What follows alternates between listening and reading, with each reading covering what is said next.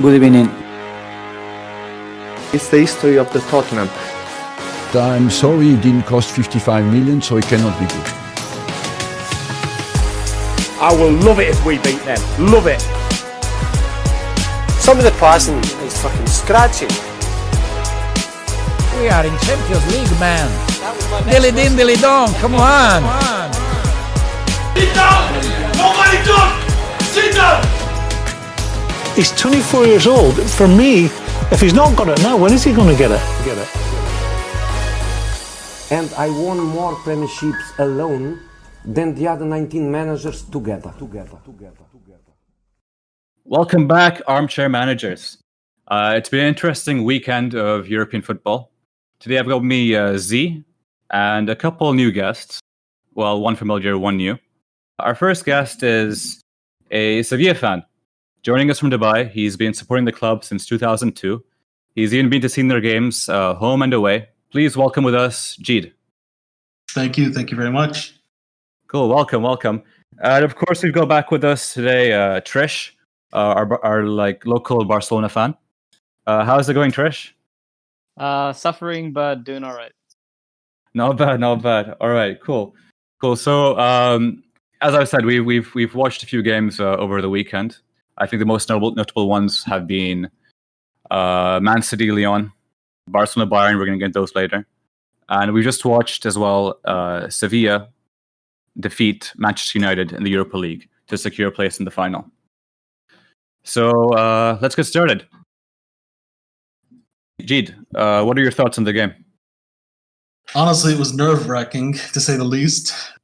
We didn't really play our best football, but I think Lopetegui did what he did best since the beginning of the season, and that's understanding the opponent, really just playing smart, defending right, and I can't say that enough. Defense is everything in Sevilla.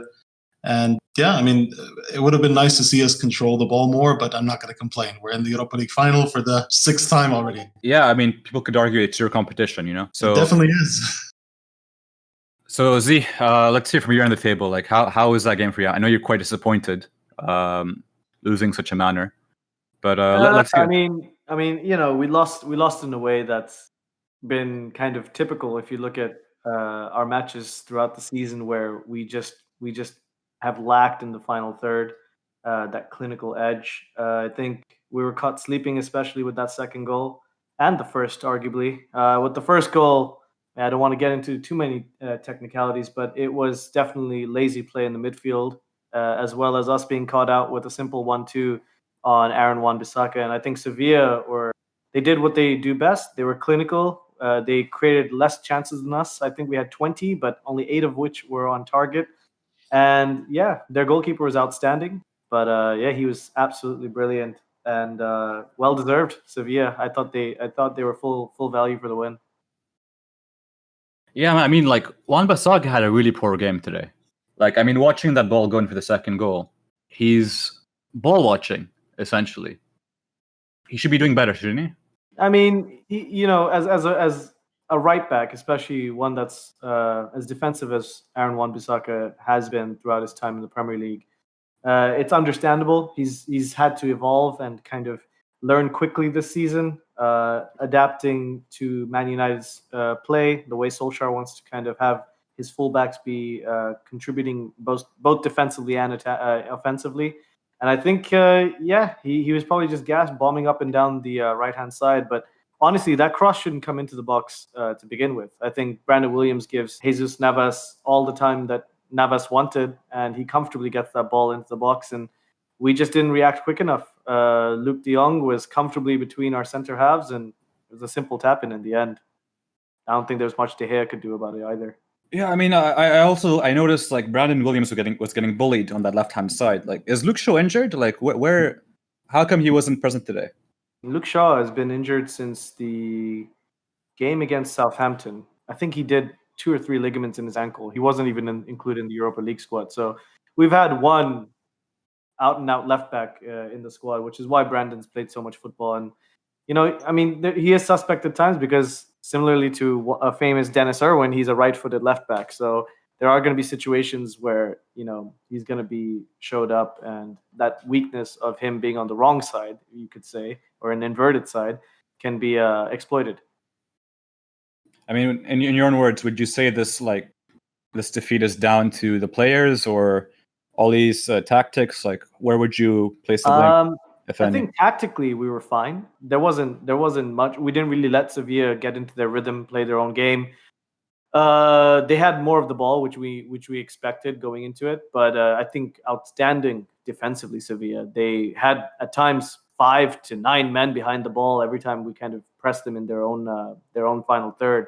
They blocked, and they put their bodies on the line. They defended with their lives, and credit to them. That's how any good cup-winning side should defend as a team. And when they countered, they supported one another. It was like watching a well-organized machine, especially when in their patterns of play, which is something that we've only seen improve from Man United when Bruno's come in January. Prior to that, we haven't really had any patterns in our midfield, in our possession build-up. We've kind of taken on a lot of new things this season, playing out the back, being comfortable when we're being pressured on the ball, and which is something I was nervous about with Fred, because we all know Sevilla love to press in that final third part of the pitch, and Fred has been suspect, as well as Pogba, when they have their back. When they're facing towards our goal and they get pressed, and they're suspect to losing the ball. But I think honestly we did quite well. The only thing we lacked was quality in the final third.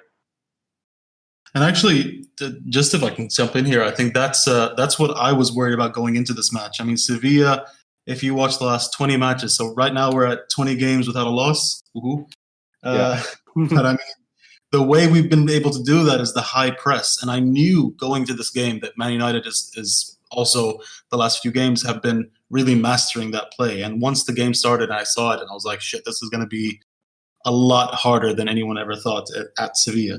And that was where the challenge was. Now, luckily, Navas, I mean, being probably the right back of the season in La Liga, his pace, I mean, at 34 years old, he's still as nimble as could be. And I think his ability to dribble and to contain and to keep the ball, coupled with Banega's ability to find those long passes. I mean, Banega is where I'm really sad he's leaving us. But that coupling of Banega and Jesus Navas, that's really our strength throughout the season. Yeah, I mean, fair enough. Like, honestly, I've been watching Sevilla in the last few games, and I've been really impressed, like, of how fluid your attacking movement is. I know, like, Lopetegui has been in this job less a year now, or more than a year. Yeah, just about a year. I mean, he started this season, so. Yeah, so like, talk to us about his philosophy. Like, how is this playing style something that's new to Sevilla, or is it part of your club's DNA? Honestly, it's completely new. And Lopetegui, had his critics when he came in. I was one of them. When they announced Lopetegui as the manager, I was extremely unhappy. I looked at him as the Real Madrid reject. I mean, when he was the manager at Real Madrid, we beat Real Madrid 3-0, almost, was it 3-0 or 3-1? 3-1, I think, last season. So when they got him, I was just really concerned that we would be, complete shit defensively. And he turned out to do exactly the opposite. I mean, for the past couple of years, Sevilla has been fairly strong in the offense with Wissam Ben Yedder, with, we've had, strong offense, even Immobile at some point. But where we lacked was defense. And if you look at our the goals that we conceded last season, we lost against Barcelona 5-0 twice, and we lost against Real Madrid 5-0. We'd have these ridiculous defensive record over the last couple of seasons. But this season, yes, we did have one bad loss, 4-0 against Barcelona. But even if you look at that, it was really hard to say that it was completely the defense's fault. But overall, defensively, we've been extremely solid. And that's something that's completely new to Sevilla, playing this high-press football with, not really playing on counters usually. That's why today was very difficult, because we don't really have the same kind of running and pace that a lot of other teams have in La Liga.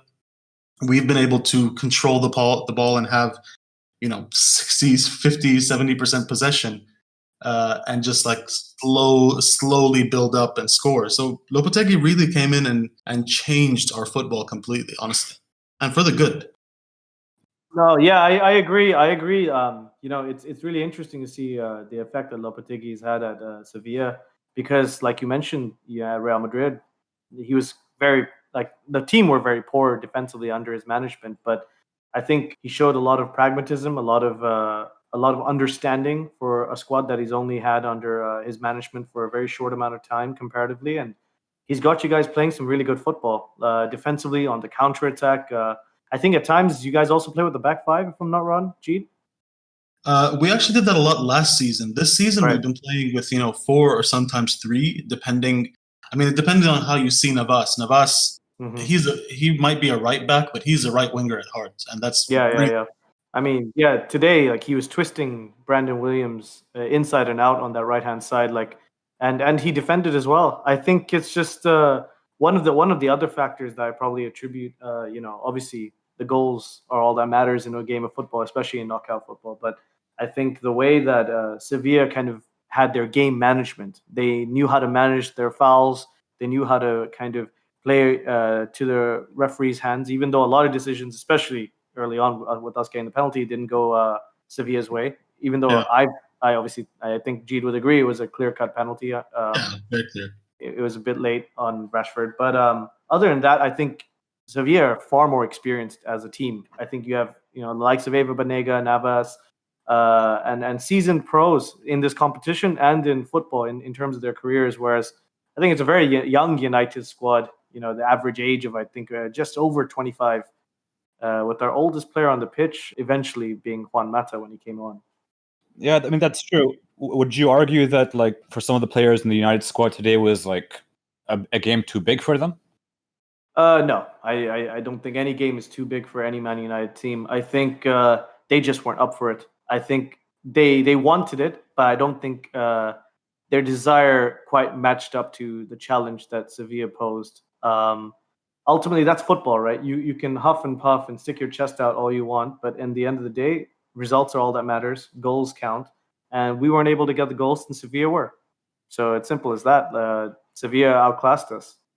I think that the goal that De Jong scored, it was all down to I think a defensive mistake because he was clearly open in the box. That second goal shouldn't have happened.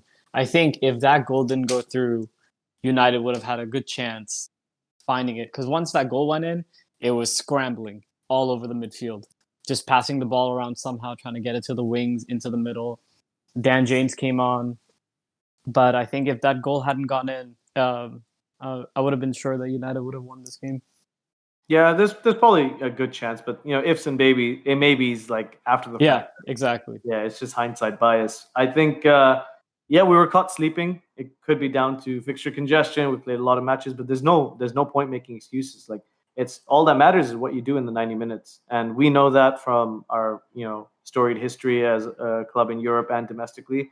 And I think Sevilla, with their record, 5 Europa wins, 5 Europa League wins, it shows that this is their competition, like Jeed said, and full credit to them. I'll probably be backing them in the final.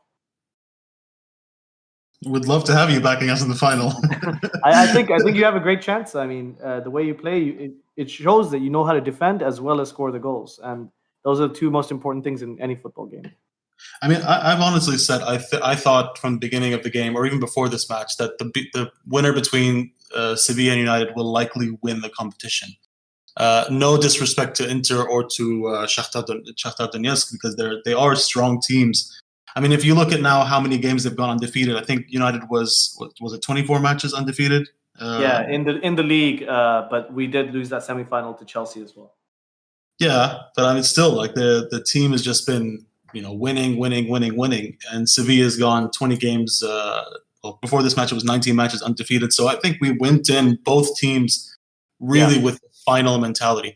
And the other aspect of this right now is all 4 teams in the Europa League right now have already qualified to the Champions League next season. So they're really looking at this trophy as, this is just for the cabinet. It's not, they don't have that extra motivation of, this is going to be the Champions League winner, or this is going to be our ticket to the Champions League. I think if Roma was in it, or if, any other team that hadn't qualified to the Champions League, I think they would have much more hunger to win it. Not to diminish the Europa League. Obviously, I'm a big fan.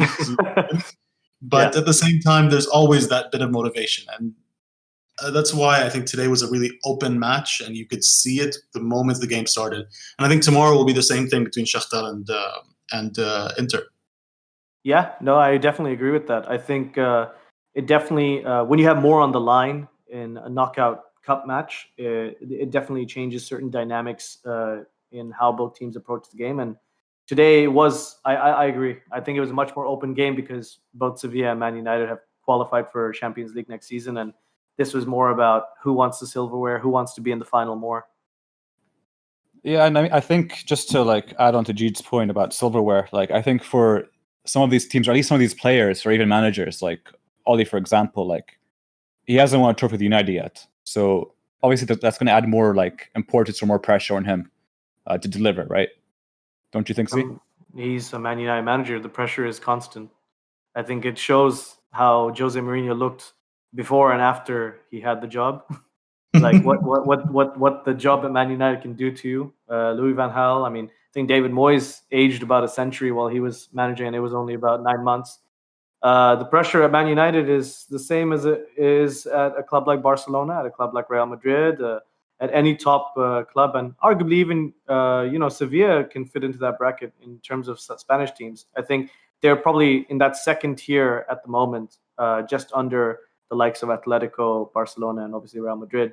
But the pressure at any club that wants to compete for Champions League, wants to compete for a place in European football, and challenge for their league title, it's always going to be great. And no greater than Manchester United. I think Solskjaer, he knows that. He's been in and around the club well over 14 years as a player, as a coach, and now as a manager. And he knows full well what this means. The question, I think, isn't about Solskjaer. I think it should be more about the players, whether their ambition is equal to the expectation. And that's something that I think Solskjaer and this squad will have to prove over time. Right, I understand. And yeah, I mean, as I said in the beginning, like it has been a kind weekend of European football for English teams. Another team that's been knocked out is Manchester City, who I think we were all betting on to beat Lyon. The only thing that didn't happen was Memphis didn't get his hat trick. But I know. That's what we talked about in the last podcast. I think the curse of the sky blue noisy neighbors in Europe will continue for many, many years if I could have my way. You can't buy everything. I think You think they are cursed? Yeah, I think there is some voodoo going on. I think Sheikh Mansour messed with someone way back in the day, and it was a European woman or some. I don't know. Because it looks like they just can't get to the semifinal. I believe Pellegrini was the last manager at City to do it, but they've never gone beyond. So 700 million net spend for Pep Guardiola, and quarterfinals the furthest he's ever gone in Champions League. So. And funnily enough, I think they mentioned that the two goal scorers, Cornet and Moussa Dembele, had previously scored against Man City in like previous meetings. I believe it was 2 years ago. Yeah, they played each other in Champions League. Yeah. Yeah, but like what a prophecy, man. I mean, I don't know.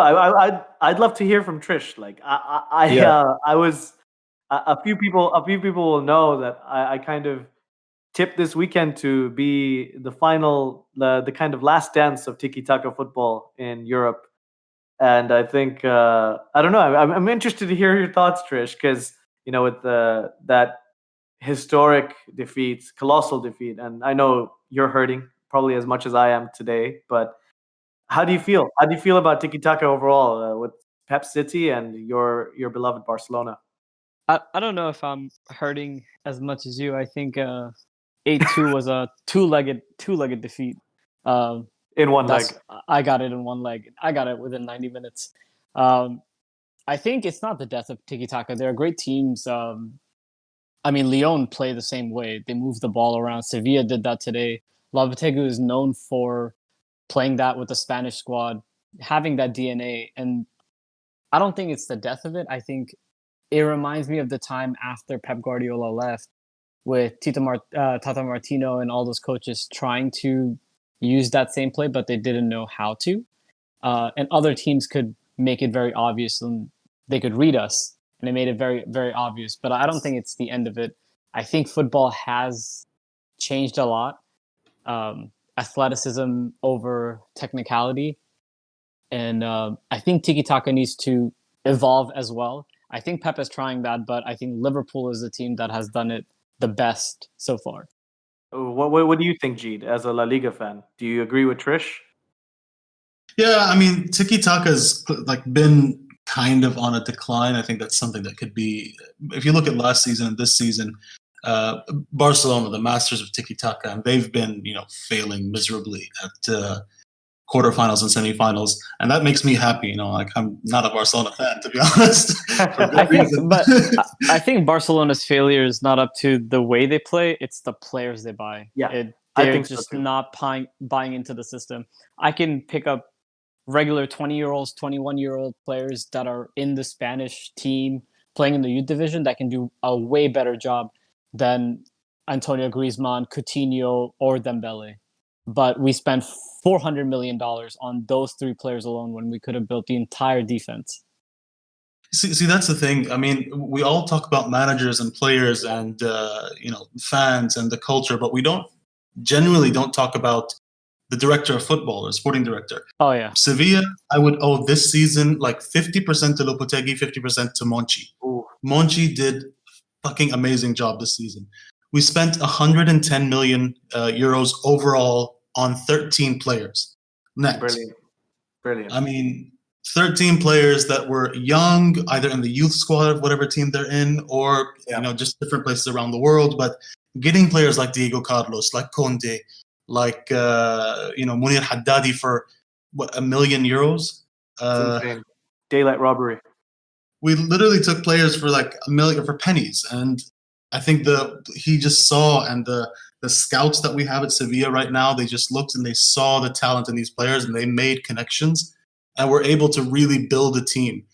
And that's definitely, I mean, this is not taking away from the coach and his role in the team, but definitely the sporting director and director of football and the scouts, they have a big part to play. And Barcelona, the way I see it, they haven't really done that lately. I feel like Barcelona really just reacts to what fans want. Fans want. Oh, definitely.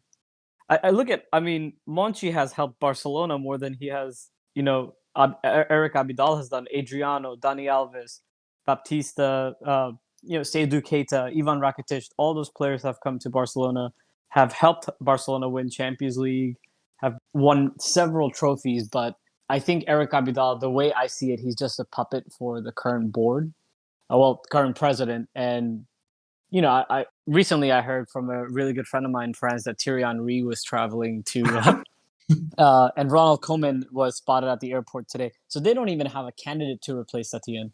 They're just playing around to see who will take the least wage and be a puppet for the team. And it's honestly sad.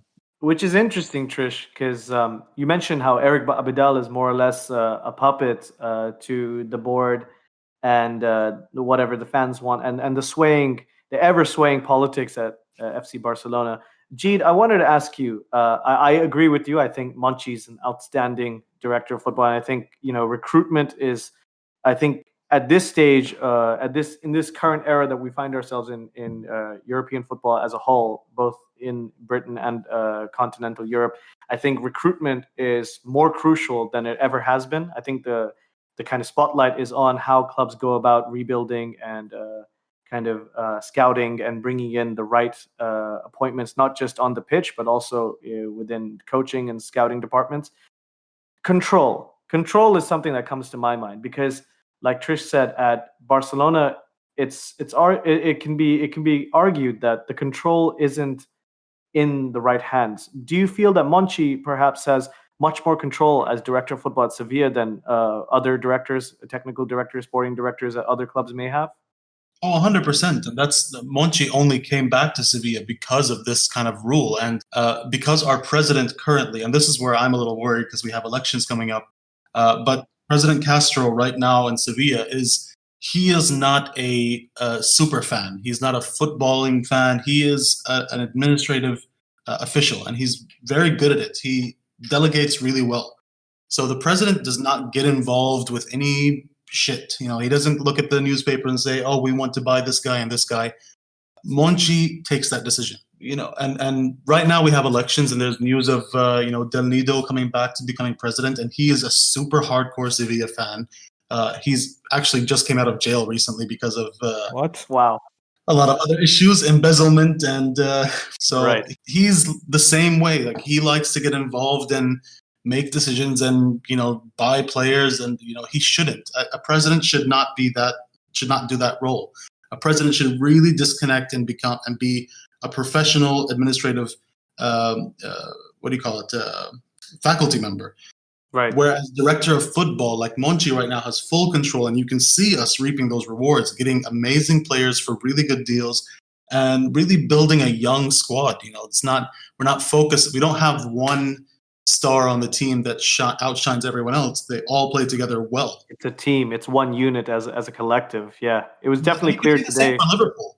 I think they've got a good system going as well, with their kind of transfer committee and the method that they go about kind of scouting and acquiring players. Do you feel then there is a danger that with these elections coming up at Sevilla that control could kind of be shifting, or it could become a little bit of a tug of war of power? Yeah, definitely. I mean, Monchi and Del Nido don't really have a history of hating each other, but Right. Del Nido definitely likes to get his fingers in wherever he can. He likes to get involved and make his voice known. He likes to be that godfather figure. I mean, he acts Right. like a godfather. So I would hope that the board will look at this really objectively and say, Castro has been, for the past couple of years, the best president we've had in ages. And there's no reason to have him out. Even though he's not a huge fan or a huge football fan, he does his job really well. And you need people like that in your club. And I think Barcelona needs someone like that in their club. Definitely. Right. So should we get into Barcelona, that game now, or? Yeah. Yeah. Trish, what do you think?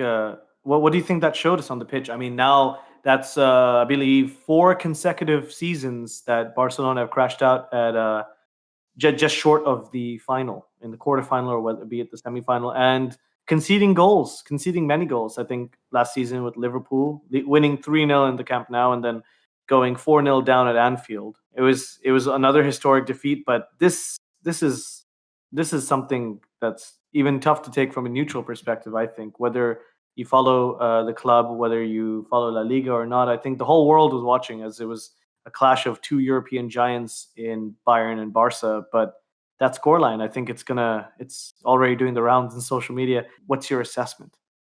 I think the only person I feel bad for, in all honesty, is Messi.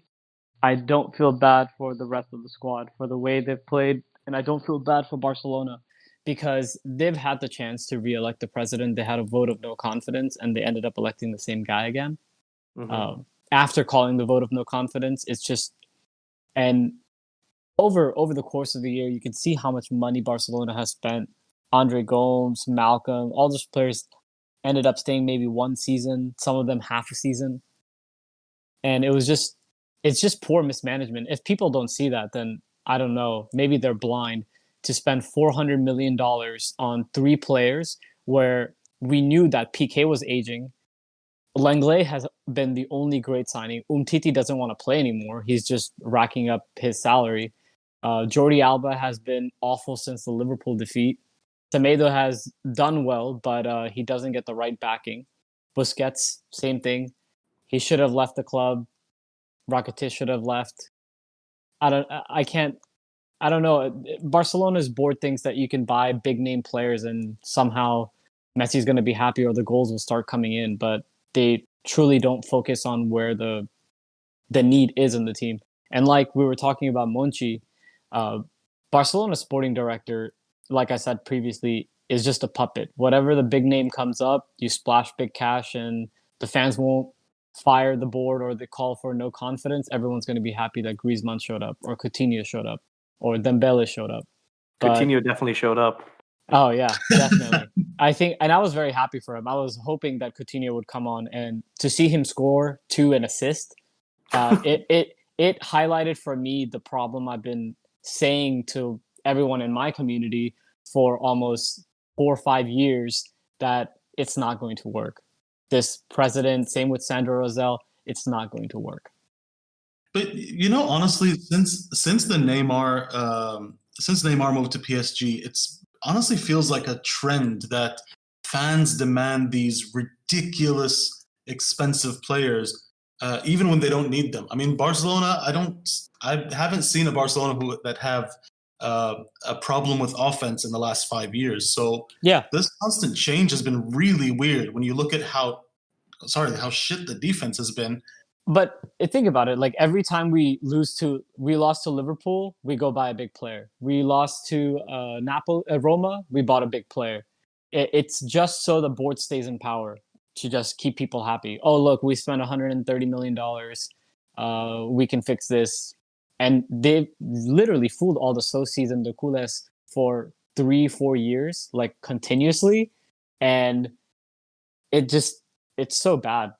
So my question is, previously, when we saw arguably the greatest football side I've seen in my relatively short lifetime, the Barcelona team under Guardiola, the one that defeated us, Man United, that is, in 2 consecutive Champions League finals, 2009 and then later on in 2011, you had a combination of great acquisitions as well as exceptional players graduating from La Masia.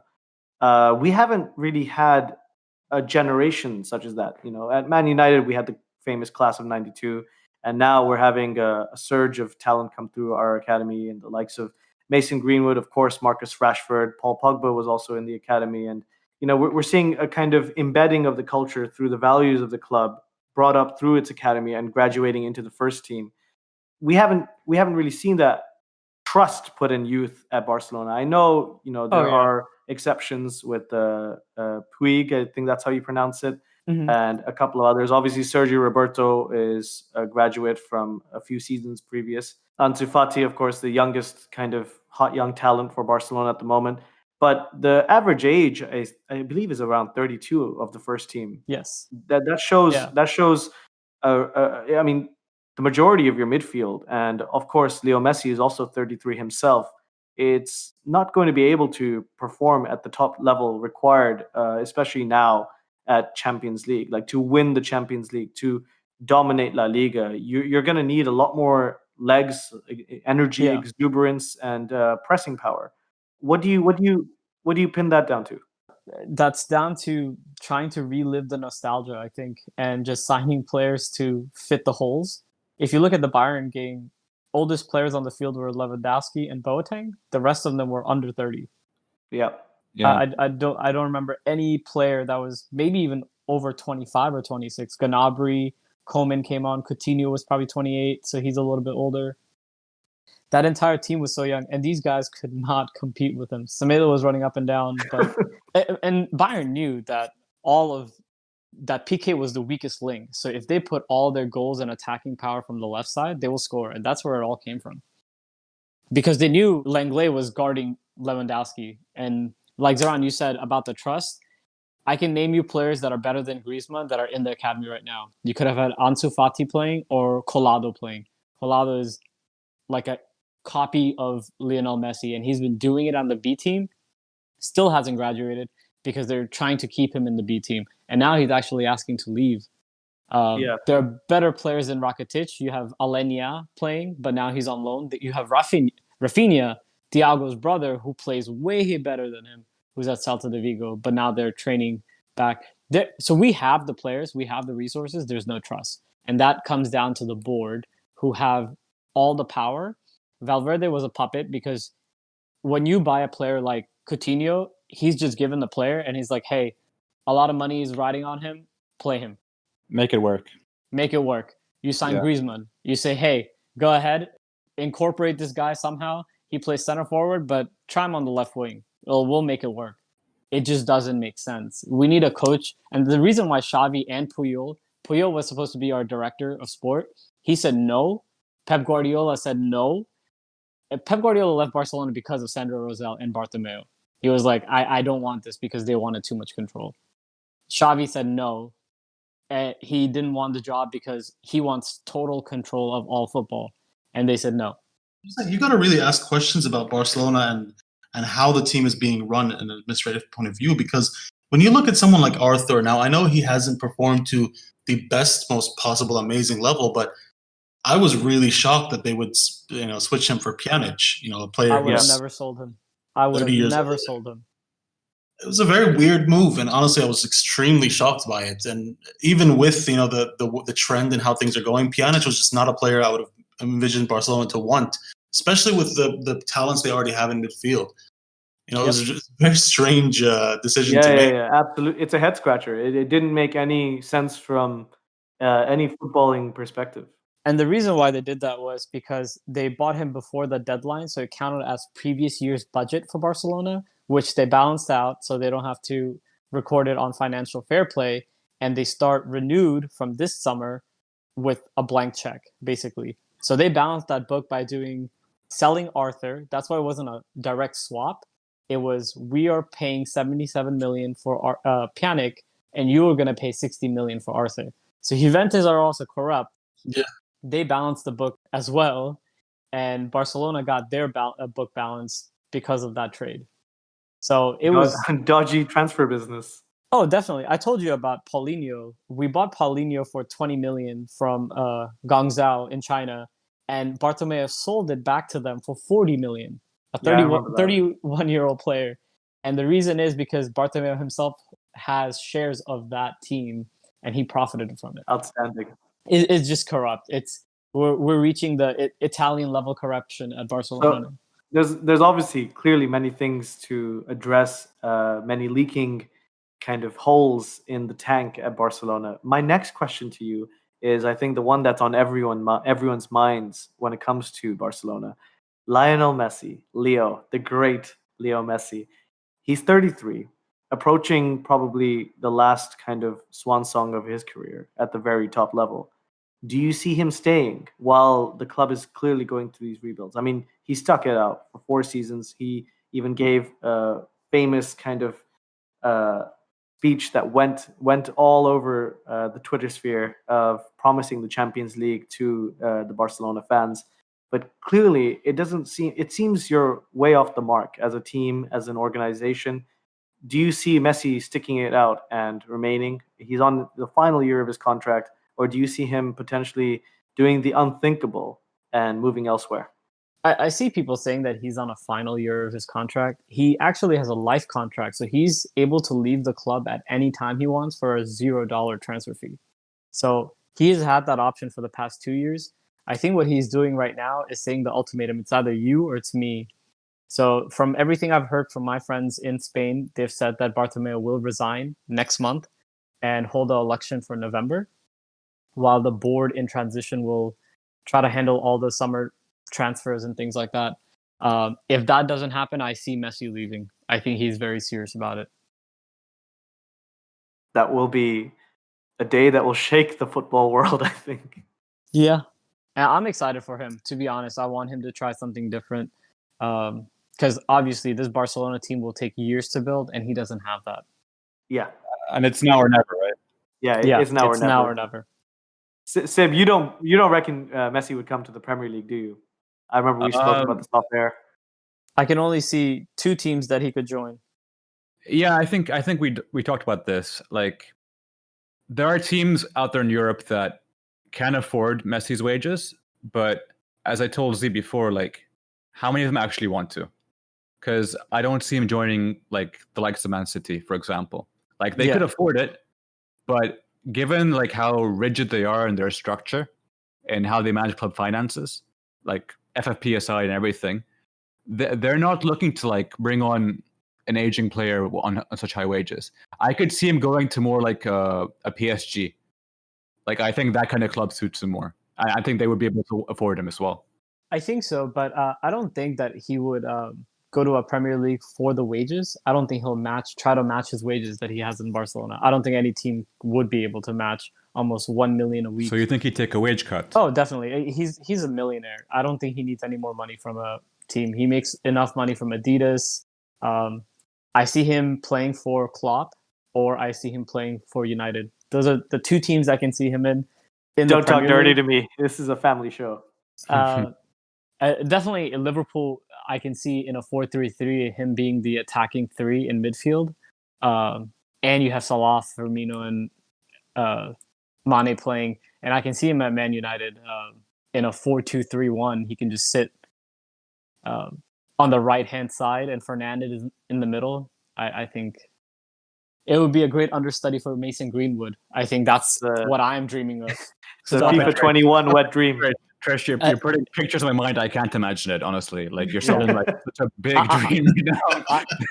You know what? I'm a dreamer, and I want this to happen for him so bad, because he's been the icon of Barcelona for so long after Ronaldinho, and I've been a fan at a point where Barcelona were nothing. When I started following, I just used to watch them. They would win some, they ended up in 5th, 6th finishing, and all of a sudden Ronaldinho came, and then right after, this little kid came who scored a hat-trick against Real Madrid, and I was like, who is this guy? And since then, there was a quote going around, Del Bosque telling Zinedine Zidane, when I came to Real Madrid, all Barcelona used to celebrate was their club birthday. Yep. Pretty much true. And I think once Ronaldinho and Messi, even Pep Guardiola said, I think I won the Champions League because of the great players I had, not because I was a great coach. That's his typical Pep, man, trying to play the media. But if you think about it, those combination of players, we don't even try to get those combinations anymore. We just see that combination of Xavi, Iniesta, all these little guys that no one thinks that are going to be dominated by 6-foot men, all these Goliaths of football, but they just ran circles around them. It was that easy for them. Three steps ahead in their heads and on the pitch. Yeah, I think we'll never be able to do that again. I have hopes for Ansu Fati, 17 years old, 19 goals. Yeah. So, Trish, question for you is, like, if Messi does leave this summer, and with the current Barcelona squad that you have, who do you build around? If you, like, let's say you were head of recruitment, for example, like, who would you build around in that squad? Ter Stegen.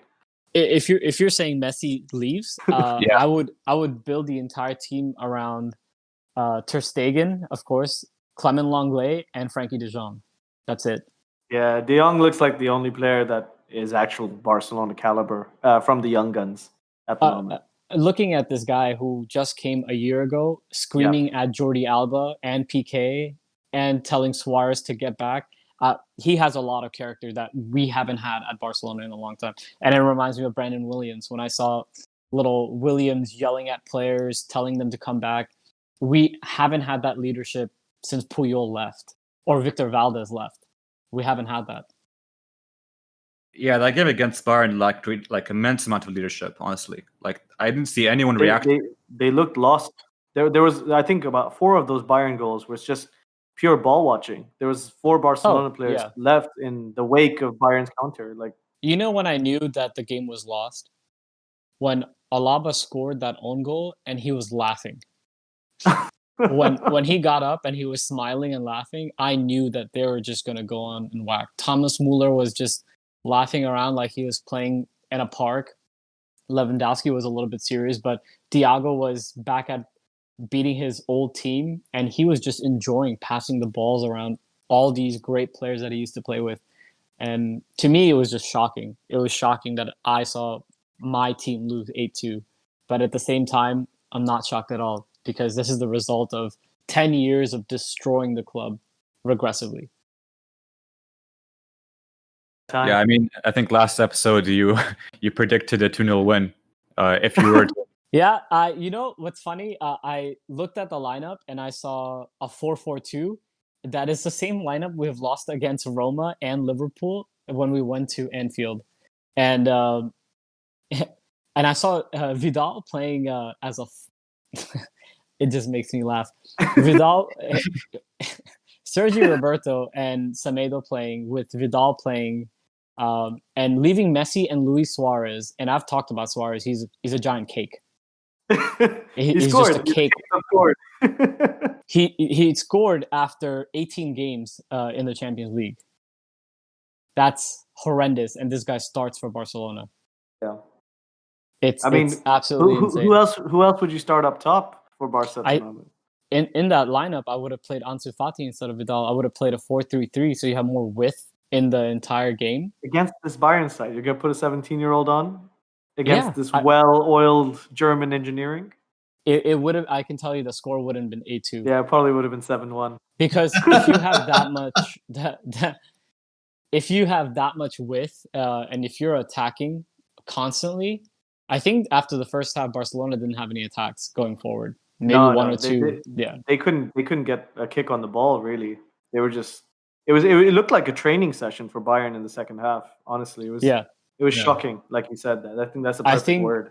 I think playing with the width of a 4-3-3, like what Pep Guardiola used to exploit with Thierry Henry and Eto'o and everyone, when you stretch the field, it's going to be very hard for them to pressure because they were high pressing. What are they going to do? Just run around the player as soon as the ball is gone? When I saw Piqué kind of sprinting for his life and chasing balls down to tackle, that was when I knew this doesn't look good for Barcelona. I mean, you guys, that Bayern team were stretching you and taking you places that you didn't have visas for. Like, they were making you very uncomfortable.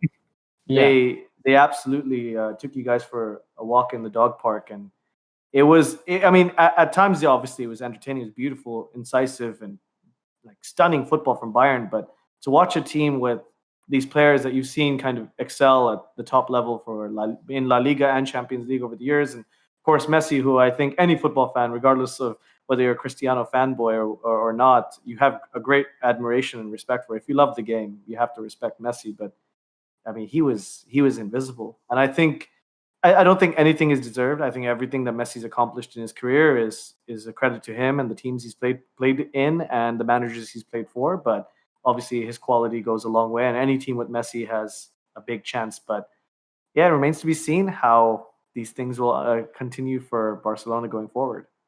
You know, as a Sevilla fan, you know, Barcelona has caused me a lot of heartbreak, and especially Messi. But honestly, I do think Barcelona does rely too much on Messi in more than one way.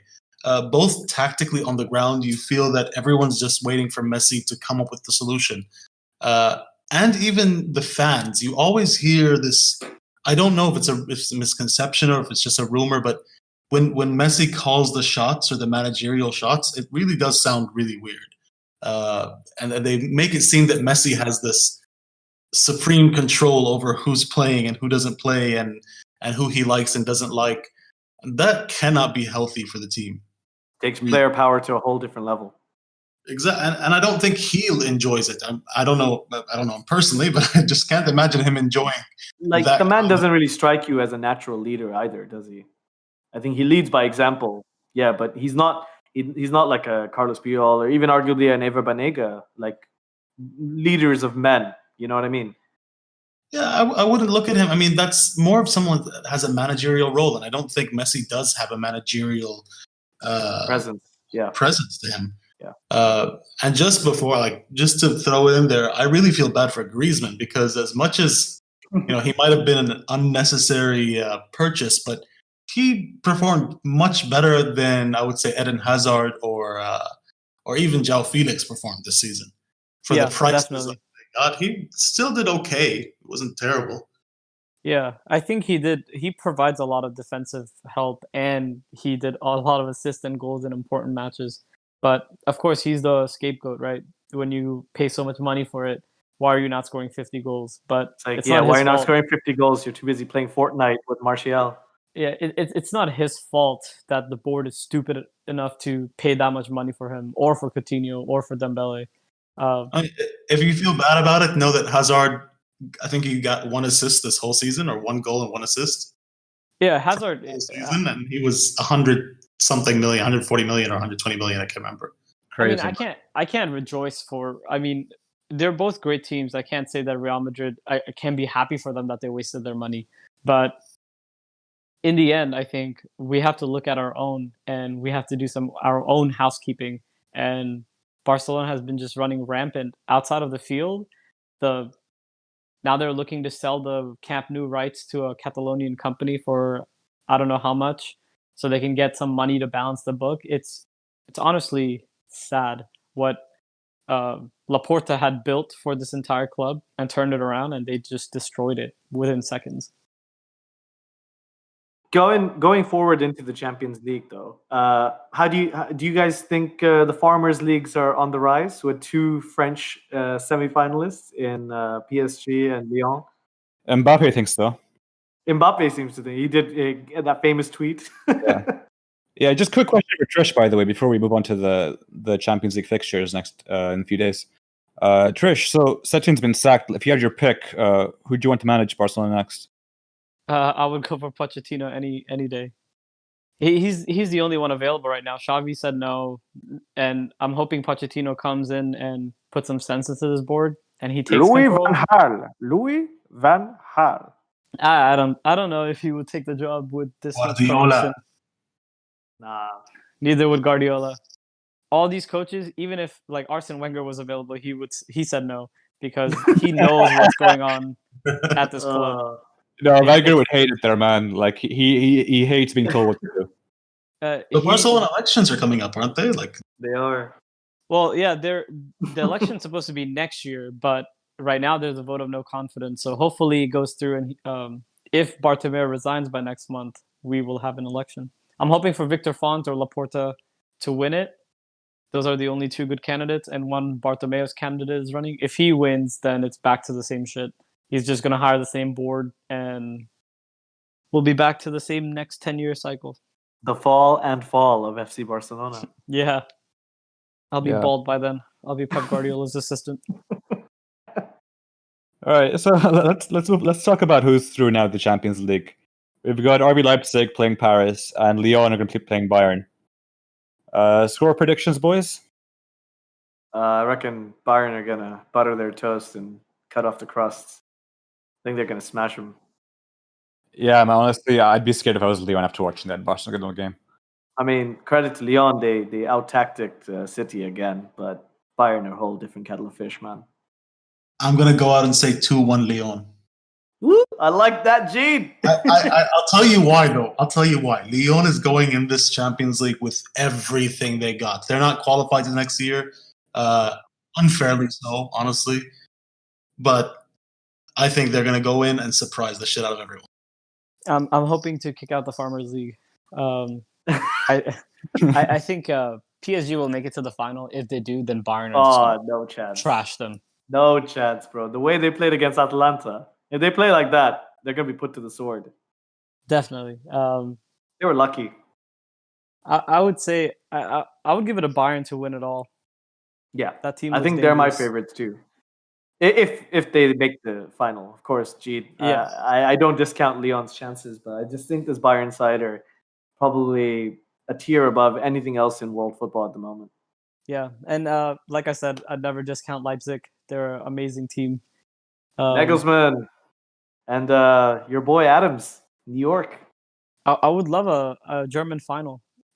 Hopefully they don't do the same mistake as Dortmund every time. But yeah, Leipzig and Bayern final. That would be interesting. And give it to Inter to win it's it. the first time. I think it's the first time we've had no English or Spanish semifinalists in a good while. Last 10, yeah. 10, yeah, at least a decade. Yeah, at least a decade or more. Because last time it was, English side made it, but Spanish side has always dominated. But yeah, it's crazy. We talked about the downfall of Spanish team, and Barcelona showed the downfall. I mean, yeah, United were the last British side left in Europe, which isn't a testament to our quality. I think it's more so just the scheduling. But I think English football is on a rebuild. German football seems to be doing their business correctly, going about developing their footballers, and French football surprising everyone and throwing that farmers tag right back at us. Bring as many immigrants as you can and see if they can run fast. Behave. Like, we've underestimated the French league for a while, man. Because if you've been looking at the past few transfer windows, a lot of players are coming from that league. You know. Yeah, definitely. Look, I credit Lyon. Okay, fair enough. I agree with Jeed. I think they have a great setup, some real quality players. It's a well put together side. But PSG, man, that's a squad built with 400 million. More than that. They signed Neymar for 222 million or whatever the figure really was. and Atalanta almost put them away, and they should have put them away if it wasn't for a lack of experience and that final cutting edge. But yeah, I honestly don't see PSG going to the final, and if they do, I don't see them winning it. That's what I didn't want Sevilla. When Sevilla scored that second goal, if they had sat back and just defended, I think Man United would have gotten a goal to tie it up. And Atlanta made the same mistake. They just sat back, and it just took one substitute, Choupo-Moting coming on, and Neymar just pulling some strings and making it work. The West Brom goal merchant. Yep. Yeah, I mean, either way, I think we all agree here that I think Bayern are the favorites to win it. Yeah, Yeah. definitely. I think, the way they dispatched Barca, yeah. And with the Europa, honestly, I'm going to go with Shakhtar Donetsk to win it. I'm going to go Really? with Inter Milan. Yeah, man. Honestly, because Shakhtar, I've noticed, once if they can get that first goal, they can get reticking, honestly. I think they have enough threat moving forward. I think Inter has too much quality to... if their midfield is solid, then I think Lukaku and Lautaro Martinez will finish the job. Watch it be Alexis Sanchez score a hat-trick. Him as well. I think if Lukaku keeps doing his body work, then Lautaro and Alexis have all the space. Yeah, It's interesting. This Inter side plays very much like Conte's Chelsea did, with back five and countering with real menace and power. But it will be interesting to see how Shakhtar kind of adjusts their approach to the game. But I honestly think Inter will edge it just based on quality and a good system that Antonio Conte has put together. I'll be singing Ashley Young's name all night. I think it's going to be very tough. I don't know, honestly, who would win between those two. I would give maybe Inter a little bit more the edge in terms of the quality of players, but Shakhtar has performed very well in the Europa League, so it's really hard to tell. Who would you rather face as a Sevilla fan? I have no idea, man. Honestly, look, we've beaten Ukrainian teams in the final as well, twice already. So I wouldn't be opposed to having Shakhtar Donetsk as a good luck charm. Right. I don't think we've beaten an Italian team in the final before. So just as a superstition, I would go for Shakhtar Donetsk. Smart answer, I think. Yeah, well, we'll have to wait and see. So that's all the time we have for tonight. Thank you guys so much for joining us. Please, guys, follow Trishal and Jeed on their socials. We'll be adding those links in the description below. And that's all for us from the Armchair Managers. Thank you guys so much. Thank you for having us. Until the next time, guys. Cheers. Thank you. Vamos mi Sevilla.